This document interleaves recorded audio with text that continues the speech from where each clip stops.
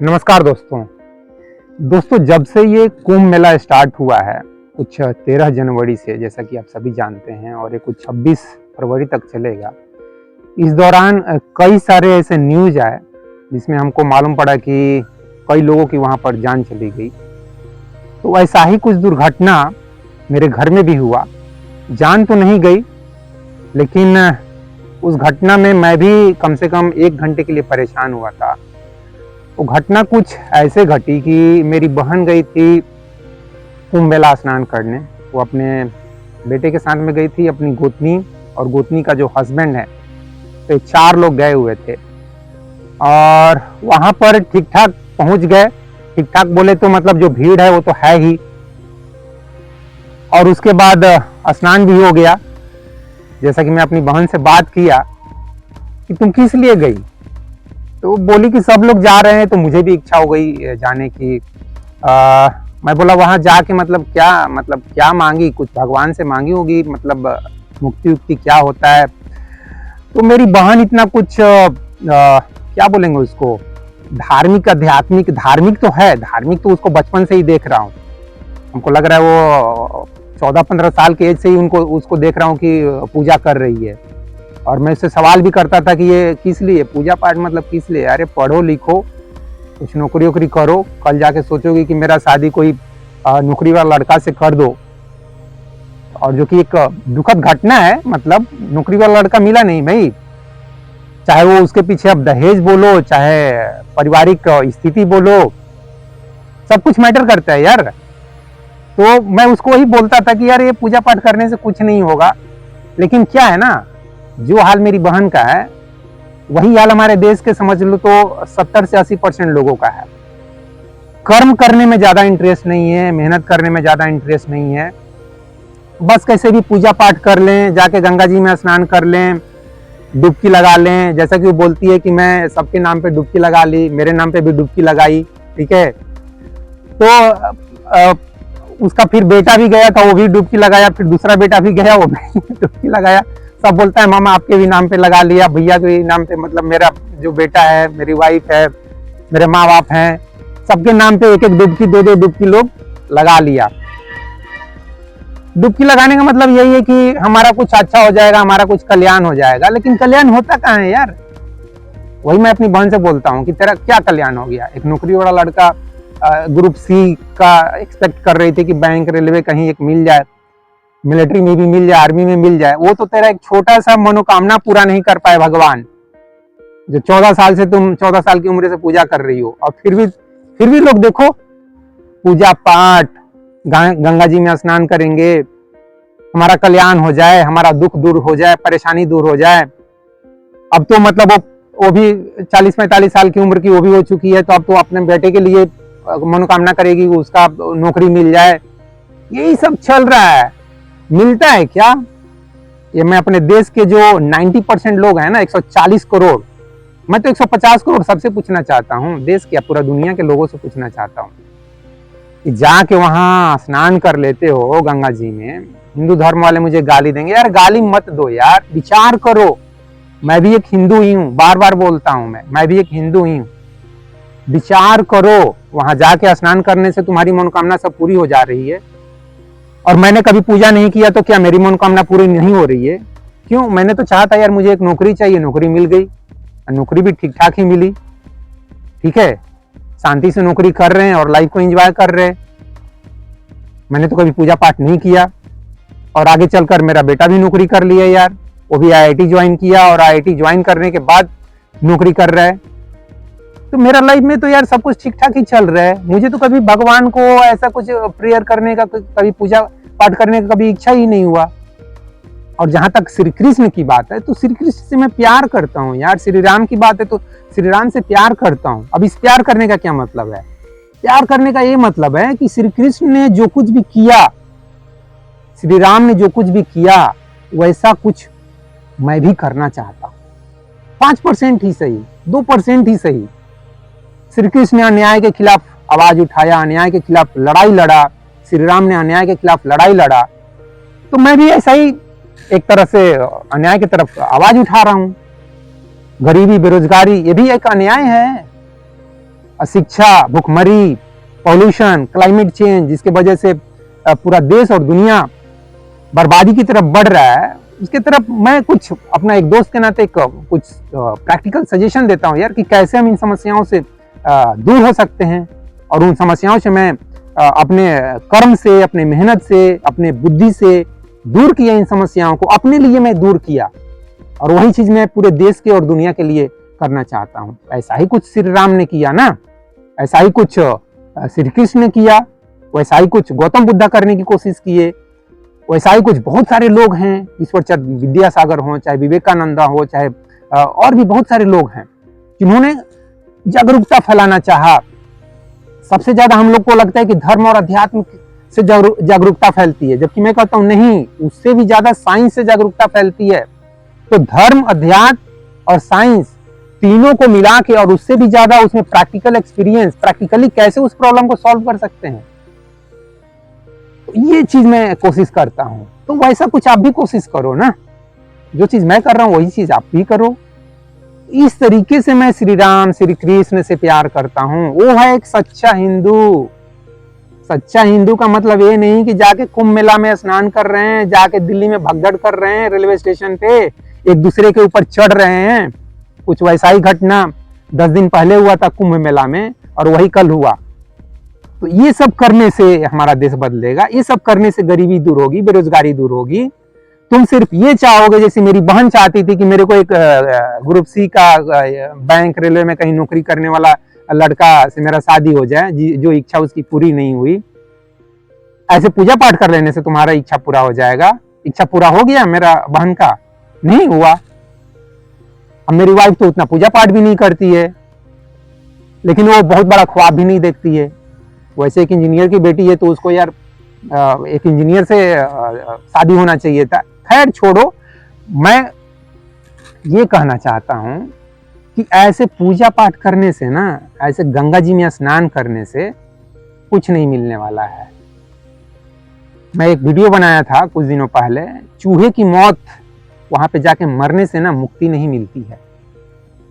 बोलना तो चाह रहा था कुत्ते की मौत, लेकिन टाइटल में वो अच्छा नहीं लग रहा था, इसलिए मैंने चूहे की मौत बोला। उसमें जिसमें बागेश्वर बाबा बोले हैं कि जो वहाँ पे मरे वो उनको मुक्ति मिल गई, उनको मोक्ष मिल गया। या फिर कोई बोल देता है कि वो लोग तो पापी थे, वो लोग तो पाप करके वहाँ पाप धोने गए थे, तो पापी को मुक्ति क्यों मिलेगा, पापी तो ऐसे ही मरेंगे।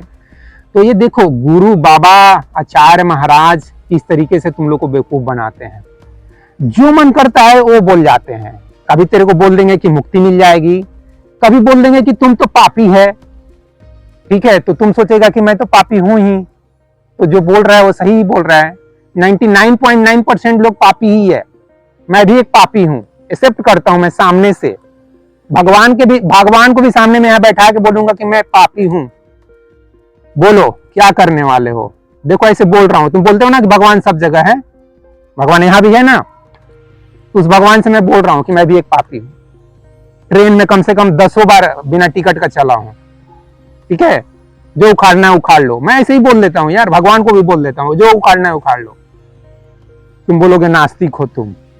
नास्तिक में नहीं हूं भाई, वास्तविक, प्रैक्टिकल, इसी को प्रैक्टिकल बोलते हैं। भगवान का मतलब अस्तित्व, भगवान का मतलब नेचर, भगवान के मतलब ये जो पीछे में पेड़ पौधे देख रहे हो ना, ये भगवान है। मेरे लिए ही भगवान है। इनसे जो मुझे ऑक्सीजन मिल रहा है ना, इनसे जो मुझे भोजन मिलता है, पानी मिलता है, इसी को मैं भगवान कहता हूँ।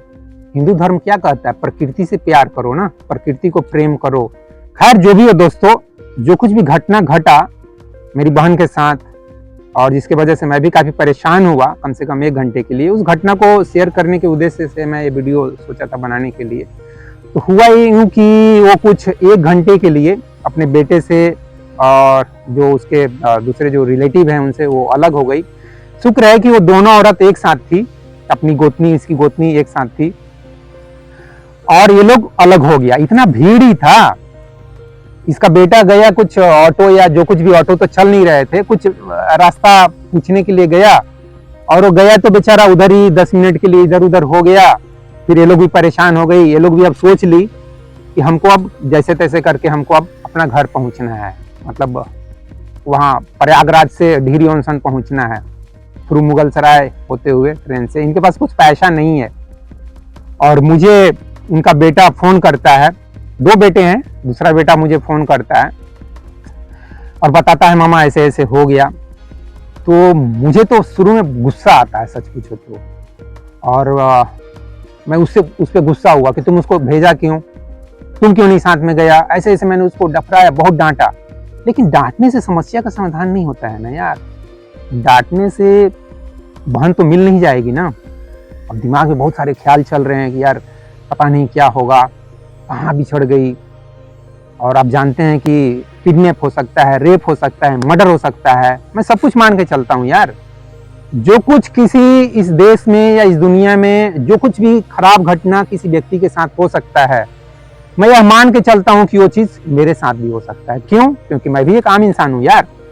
मैं कौन सा राजा महाराजा हूँ जो मेरे साथ वैसा घटना नहीं घटेगा, मेरे साथ भी वैसे ही होगा, मैं भी एक दिन मरूंगा।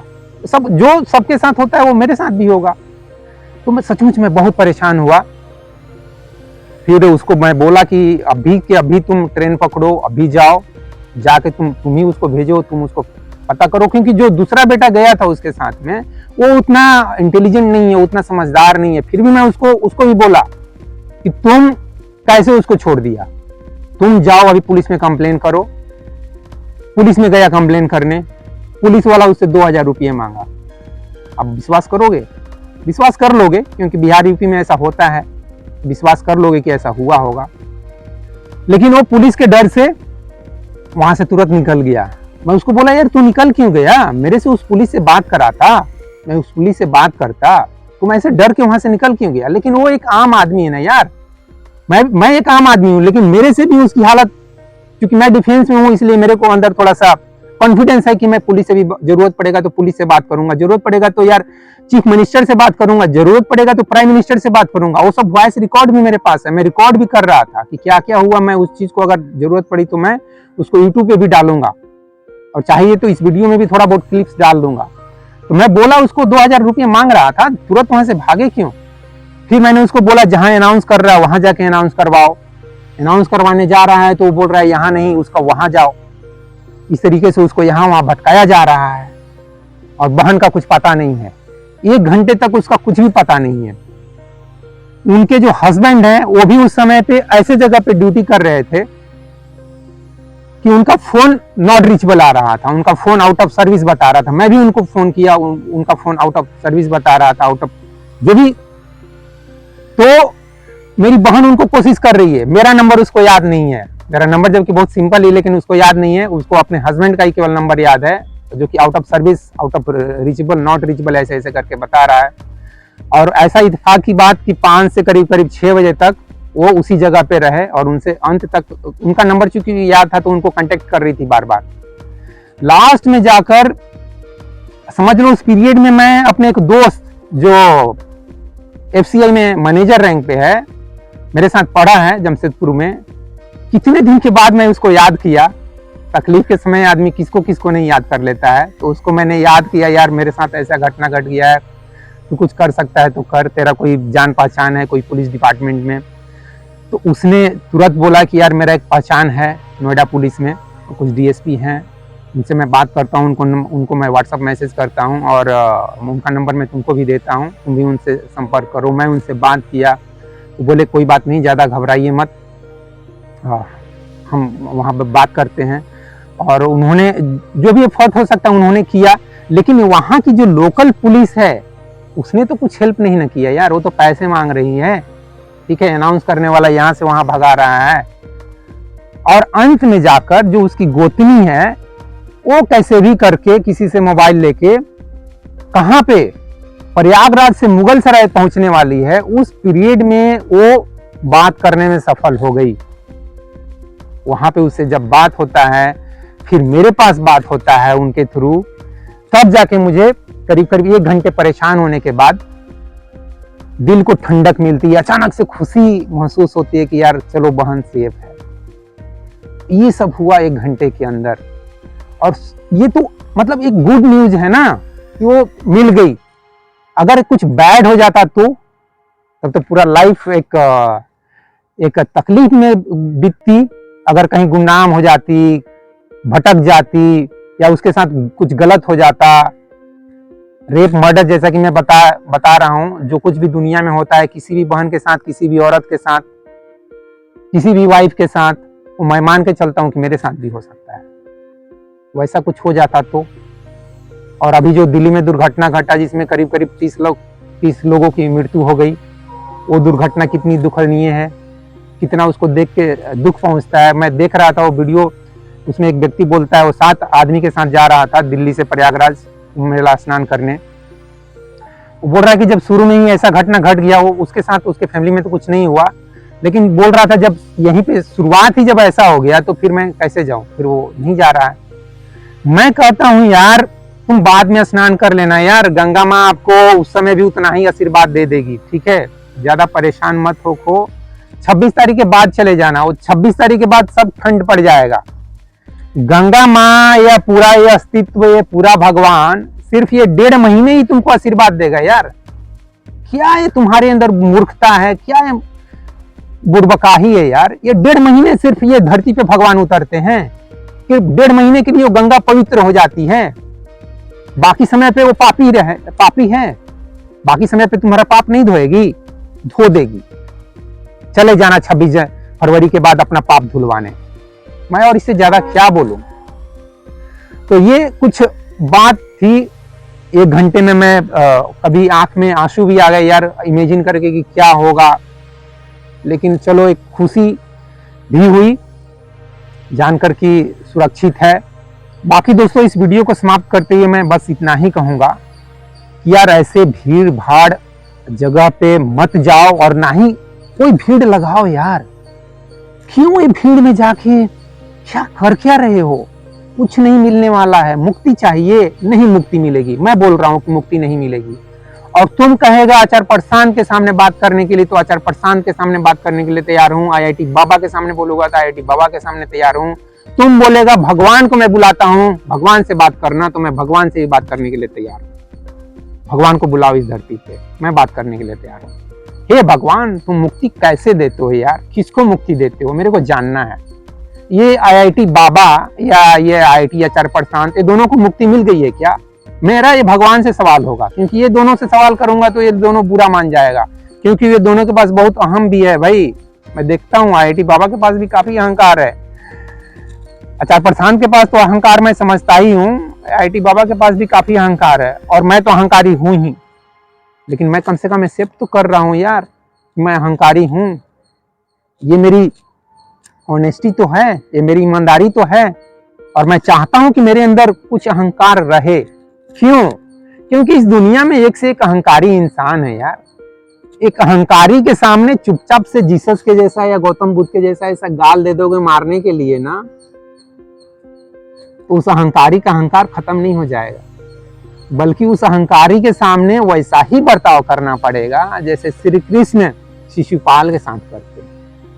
भैया हम 99 गाली तक बर्दाश्त कर लेंगे, 100वां गाली पे हम कुछ करेंगे, तो करना पड़ता है। जीसस और गौतम बुद्धा के जैसा जीवन जीने से नहीं होगा। आज के कलयुग बोलते हो ना, ये मेरे लिए कलयुग नहीं है, ये मेरे लिए वैसा ही युग है जैसा श्री कृष्ण के समय युग होगा, जैसा गौतम बुद्धा के समय युग होगा, जैसा जैसा जैसा हमेशा 10 साल से 20 साल से 10,000 साल से जैसा है, वैसा ही आज भी है यार। मेरे को इसको कलयुग कह के इसका शिकायत करने का ना ना ना ना, ये कलयुग नहीं है भैया, ये मॉडर्न साइंस का एज है। मैं इसको मॉडर्न साइंस का युग बोलता हूँ।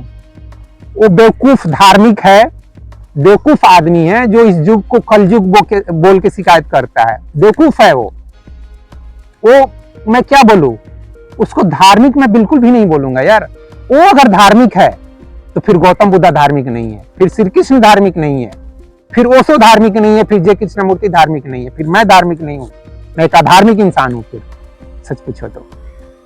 ठीक है, तो मैं बस यही कहूंगा कि यार वैसे लोगों के भीड़ में तुम जा रहे हो जो इतना ज्यादा पाप कर चुका है कि बच्चे के सर के ऊपर रौंद के चल रहा है। वो पापी है जो एक बच्चे के ऊपर सर रख देता है, अपना पैर रख देता है।